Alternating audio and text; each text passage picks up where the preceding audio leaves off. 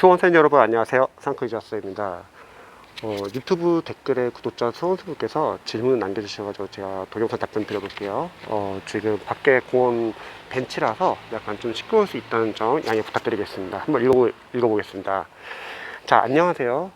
궁금한 점이 하나 있는데요. 저는 국가직 9급을 준비 중인데 과목의 출제 유형 빈도를 파악하는 방법에서 국가직 9급 8개년치 기출을 분석할지 또는 국가직 외에도 지방직 서울시 경찰 소방 5개 직렬을 분석, 이 둘 중에서 어떤 게 제가 보는 국가직 9급 시험의 출제 유형 빈도를 파악하는 데 더 자세할까요? 전자 같은 경우는 단점이 어떤 게 중요한지 지역적인지 후자보다도 파악하는 게 좀 별로라 생각하고요.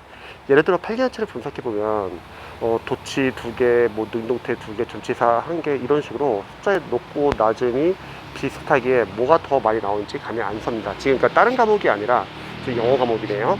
또 후자 같은 경우는 단점이 직렬에서 별로 중요하게 나오지 않는 포인트도 같이 치부해버려서 이상한 것까지 같이 외우게 된다는 겁니다.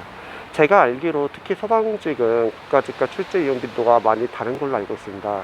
예를 들어 국가직에서는 도치가 매우 많이 나오는데 서방직에서는 거의 안 나오는 식으로요. 이러다 보니 정확히 자신이 보는 시험이 어떤 게 중요한지 지역적인지 더 헷갈릴 수 있게 될 것 같습니다. 선생님 생각은 어떠신가요? 네, 좋은 질문 감사합니다. 자, 영어 강사로서 답변 드릴게요. 자, 영어는요, 서방직, 경찰, 공무원 이렇게 있잖아요. 다 어차피 포인트는 다 똑같습니다. 근데 서방직 같은 경우는 이제 특정 포인트에서 좀 많이 나오는 것 뿐이죠. 저는 생각했을 때 일단은 뭐 국가직 8개년치를 분석하는 건 당연히 해야 되겠죠. 국가직 시험을 본다고 하면요. 하지만 지방직과 서울시도 보면 좋죠. 그리고 이미 그러한 문법 포인트를 싹 다 모아놓은 교재들이 있죠. 바로 강사님들의 이론서 또는 포인트 교재예요. 영어 강사로서는 영어 문법 포인트는 이미 나오는 게 정해져 있습니다. 그래서 보통 강사님들의 기본서나 이론서 또는 포인트 교재는 이미 시험에 자주 나왔던 포인트 위주로 모아놓은 거예요.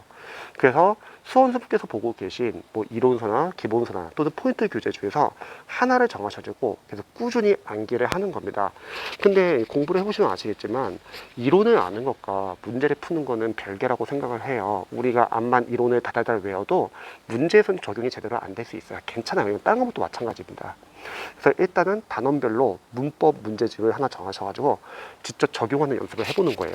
근데 수험생분들이 보통 문법 문제집 단원별 문제를 잘 안 풀려고 해요. 왜냐면 해당 파트별로 문제를 모아놨으니까 답이 뻔히 보인다는 거죠. 그거를 본인이 안다고 착각하는 경우가 많습니다. 아니죠. 단원별로 모아놨기 때문에 답이 보이는 거죠.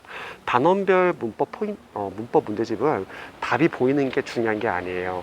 우리가 포인트별로 단원별로 적용 연습을 하고 문제 옆에 출제 포인트를 적어보는 거예요. 그래야지 그나마 자기 머릿속에 이 문제는 앞에서 배웠던 이런 이론의 포인트에서 이렇게 적용이 되는 것을 알 수 있습니다.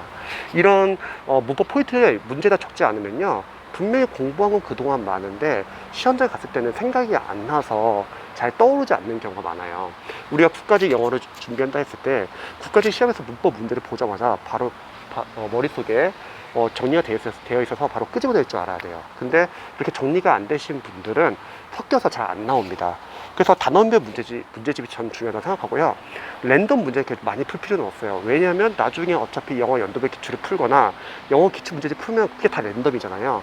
대신 랜덤 문제를 풀 때도 문법 포인트가 아마 섞일 거예요. 그래서 풀고 나서 틀려도 괜찮으니까 문제 옆에다 짧게 문법 포인트 적어보시면 좋을 것 같아요. 대신에 특정 시간을 좀 정해가지고 문법 이론서나 포인트 교재는 계속 꾸준히 보시면 좋을 것 같아요. 그리고 문법 이론서나 포인트 교재를 하나 본다 했을 때 빠진 내용도 있을 거잖아요. 그럼 문제를 풀고 나서 거기다 추가하시기 바랍니다. 즉 쉽게 말하면 일단 본인이 보고 있는 이론서 또는 포인트 교재에서 하나를 정한다.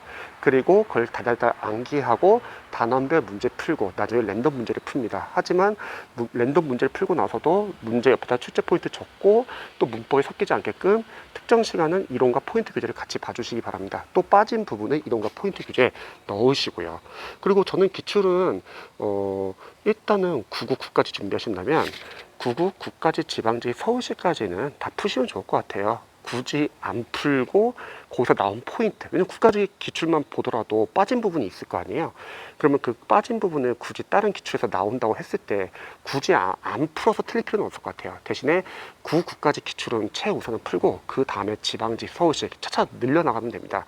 그리고 그거와는 별개로 이론서나 포인트 교재를 반드시 보시기 바랍니다. 그래서 이렇게 공부하시면은 충분히 문법은 다 맞출 수 있습니다.